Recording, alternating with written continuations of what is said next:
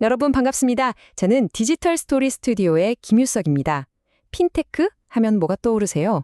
당연히 스마트폰의 복잡한 알고리즘 이런 거잖아요. 그런데 말이죠. 만약 수백 년 전 조선시대에 오직 종이 한 장과 서로에 대한 믿음만으로 거액의 돈을 옮기던 그런 놀라운 금융기술이 있었다면 믿으시겠어요? 오늘 이 시각에는 거친 물길을 가르던 뗏목꾼들의 이야기 속에 숨겨진 조선의 아주 기발한 금융 시스템을 한번 들여다보겠습니다.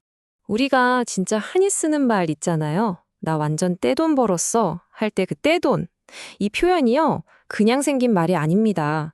사실 오늘 우리가 파헤쳐볼 이야기의 아주 핵심적인 바로 그 키워드거든요. 자, 이 익숙한 말이 어떻게 잊혀진 역사와 연결되는지 지금부터 한번 따라가 보시죠. 네, 바로 이겁니다. 떼돈의 떼는 바로 뗏목이었어요. 조선 후기에 한양의 건설붐이 일면서 강원도 깊은 산골에 목재를 운반하던 뗏목꾼들은 그야말로 시대의 고액 연봉자들이었습니다. 단 한 번의 항해로 지금 돈으로 환산해도 적게는 500만 원에서 많게는 3천만 원까지 벌어들였으니까요. 떼돈이라는 말이 생겨날 만도 했죠. 그런데 말이죠. 이 엄청난 성공 뒤에는 정말 치명적인 문제가 숨어 있었습니다. 바로 무게였어요. 당시 화폐인 엽전으로 100냥을 받는다고 치면요. 그게 동산 개수로는 무려 10,000개에 달했습니다. 10,000개요? 상상이 가세요? 이 엄청난 쇳덩이를 짊어지고 험한 산길을 넘어 집으로 돌아간다? 이건 도적들한테 나 여기 돈 있어요 하고 광고하는 거나 마찬가지였죠. 그럼 대체 이 무겁고 위험한 문제를 어떻게 해결했을까요? 조선의 상인들 정말 스마트했습니다. 아주 기가 막히고 또 우아한 해답을 찾아내는데 그게 바로 이 종이 한 장에 담긴 약속이었습니다. 자, 이게 바로 조선시대의 원격 송금 시스템, 환표라는 겁니다. 과정은요, 놀랄 만큼 간단해요. 첫째, 서울 마포나루에서 나무 판 돈, 이걸 객주한테 딱 맡깁니다. 둘째, 그 무거운 쇳덩이 대신에 이 가볍디 가벼운 종이 한 장, 바로 환표를 받죠. 마지막으로 고향에 딱 돌아가서 파트너십을 맺은 다른 객주한테 이 증서를 보여주면 현금을 내주는 겁니다. 와, 진짜 바람보다 가볍게 돈을 옮기는 방법 아니었을까요? 근데 여기서 딱 이런 생각이 드실 거예요. 아니, 그냥 종이 한 장인데? 이거 위조하면 끝나는 거 아니야? 맞습니다. 아주 중요한 지적이에요. 그런데 놀랍게도 말이죠. 조선의 상인들은 이걸 이미 다 알고 있었습니다. 그래서 오늘날의 블록체인 기술의 버금가는 정말 정교하고 여러 겹의 보안 시스템을 만들어 놨습니다. 슬라이드 보시면 정말 기가 막힙니다. 첫 번째 보안 장치는 합부라는 건데요. 어음을 발행할 때 종이를 반듯하게 자르는 게 아니라 일부러 막 불규칙하게 찢는 거예요. 그래서 나중에 돈 찾을 때 이 두 조각을 딱 맞춰봐서 이 찢어진 단면의 그 섬유 조직까지 완벽하게 맞아야만 오케이, 진짜네? 하고 인정을 해줬다는 거죠. 이걸 어떻게 위조하겠어요? 그리고 두 번째, 가증자라고 하는 겁니다. 숫자 1, 2, 3을 한자로 쓸 때 한 1에 획 하나만 쓱 그으면 두 2가 되잖아요. 이런 조작을 막으려고 일부러 1, 2, 3처럼 엄청 복잡한 한자를 썼다는 겁니다. 위조를 원천봉쇄한 거죠. 여기서 끝이 아닙니다. 더 있어요. 다음 단계는 인증과 검증입니다. 먼저 객주들은 자신만의 사인, 수결을 남겼는데 이게 그냥 사인이 아니에요. 특정 위치에 바늘로 아주 작은 구멍을 살짝 뚫어 놓는다거나 붓글씨 쓸 때 특정 획의 모양을 미묘하게 다르게 쓰는 식으로 자기들만 아는 암호를 숨겨둔 거죠. 그리고 이게 결정적인데요. 한양에 역인청이라는 곳이 있었습니다. 여기가 뭐 하는 곳이냐? 오늘날로 치면 한국은행 같은 중앙결제원이에요. 전국의 모든 도장, 모든 사인을 등록해 놓은 마스터 장부를 가지고 있어서 위조어음이 들어오면 여기서 다 걸러냈던 겁니다. 대단하죠? 자, 지금까지는 좀 기술적인 부분을 봤는데요. 사실 이 모든 복잡하고 정교한 시스템을 진짜로 돌아가게 만든 힘은요, 기술이 아니었어요. 바로 눈에 보이지 않는 것, 바로 신용이었습니다.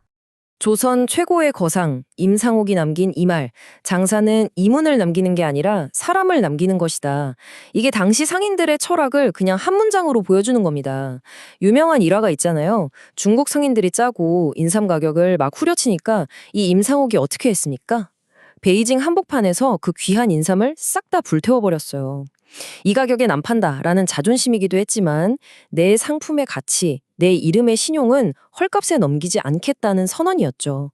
결국 그 신용이 브랜드가 돼서 나중에는 임상옥 이름 석자가 찍힌 어음은 전국 어디서든 그냥 현금처럼 쓰였다고 합니다. 신용을 왜 그렇게 목숨처럼 지켰을까요? 바로 그 대가가 어마어마했기 때문입니다. 만약에 약속을 어긴 상인이 생겼다? 그러면 통문이라는 게 전국 시장에 쫙 뿌려졌어요. 이게 뭐냐면 요즘으로 치면 블랙리스트죠. 이 통문이 한번 돌면 그 상인은 그냥 끝나는 겁니다. 전국의 어떤 시장에서도 거래를 할 수 없게 되는 그야말로 경제적 사망 선고를 받는 거였어요. 요즘 신용불량자보다 훨씬 무서운 거죠. 자, 그럼 이 편리하고 안전한 시스템 이용하는데 비용은 얼마나 들었을까요? 그리고 객주들은 이 VIP 고객들, 뗏목꾼들과의 관계를 어떻게 유지했을까요? 그 비즈니스 모델을 뜯어보면요. 와, 이게 수백 년 전이 맞나 싶을 정도로 현대적입니다. 수수료 구조 한번 보세요. 나무 거래를 중개해주는 수수료, 구전이 한 1, 2% 정도. 그리고 돈을 안전하게 보내주는 송금 수수료, 환료가 1, 2% 정도. 다 합치면 최대 5%가 넘으니까 너무 비싼 거 아니야? 하실 수도 있어요. 하지만 당시 뗏목꾼들한테 이건 그냥 비용이 아니었습니다. 목숨 걸고 번 그때 돈을 지키기 위한 보험료였고 가장 안전한 물류 아웃소싱 비용이었던 거죠. 아주 현명한 투자였던 셈입니다. 하지만 이게 다가 아니었습니다. 단순히 수수료 받고 끝 하는 그런 차가운 거래가 아니었단 말이죠. 객주와 뗏목꾼, 이 둘의 관계 속에는 사람의 마음을 얻으려는 아주 놀라운 기술이 숨어 있었습니다. 이것 좀 보세요. 요즘 백화점 VIP 멤버십이랑 뭐가 다릅니까? 오래 거래한 단골한테는 관해라고 해서 수수료를 막 깎아줘요. 또 서울에 머무는 동안에는 가숙이라고 해서 숙식을 공짜로 제공해줬습니다. 심지어 거래 다 끝나고 집에 갈 때 이걸로 가면서 국밥이라도 한 그릇 하시게 하면서 찔러주는 돈, 노자라는 게 있었는데 이거 완전 캐시백이잖아요? 여기서 한술 더 뜹니다. 만약에 가져온 나무가 생각보다 훨씬 비싼 값에 팔렸다? 그러면 객주가 자기 수수료 일부를 떼서 가배라는 이름으로 보너스를 줬어요. 일종의 성과급이죠. 또 정산 금액이 예를 들어 192.5냥 이렇게 애매하게 나오면 에이, 뭘 그런 푼돈까지 그냥 195냥으로 맞춰 드립시다 하면서 넉넉하게 어음을 끊어주는 단수철이라는 것도 있었어요. 이런 통큰 인심이 바로 최고의 마케팅이었던 거죠. 야, 저 객주한테 가야 돼. 저 집은 사람을 남겨. 이런 평판이 돌았던 겁니다.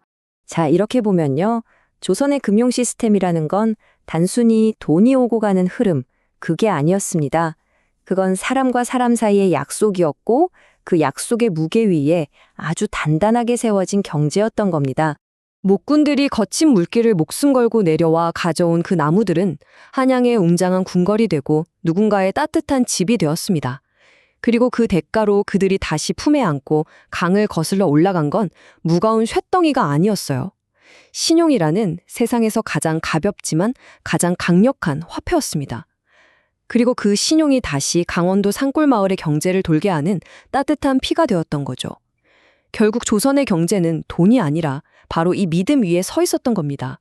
모든 게 클릭 한 번으로 숫자로 기록되고 순식간에 처리되는 지금. 우리는 어쩌면 이 종이 한 장에 담겼던 약속의 무게를 너무 쉽게 잊고 사는 건 아닐까요? 이 수백 년 전의 이야기가 오늘 우리에게 묻고 있는 것 같습니다. 여러분의 세상에서 약속의 무게는 과연 얼마입니까?